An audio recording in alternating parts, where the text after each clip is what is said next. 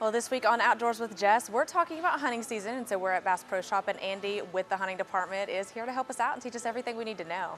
Jess, we're glad to have you guys. Thank you for coming. With archery season coming up, it starts Friday and Saturday in Tennessee, and then next weekend in Virginia. So we're going to let you guys spend some time with Matt, our archery lead, and he's going to go through some differences in some bows and hopefully get you guys ready.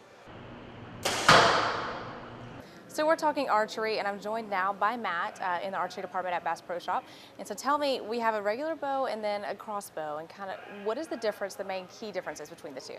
Well, a crossbow, they've become more popular in Tennessee since they become legal probably around 2005. The crossbow is probably easier for the average person that doesn't have as much time to maybe practice and put in that you have to with a compound bow. Compound bow, you actually have to draw the weight, physically hold it, and it's definitely a little more difficult. Crossbow works very similar to what a gun does, but the range is still similar to a compound.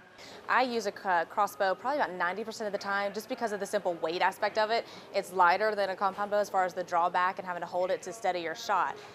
And so they're definitely more user-friendly, especially for us female hunters. Yeah, a crossbow, the whole time, it stays ready to go. It's cocked, loaded with an arrow.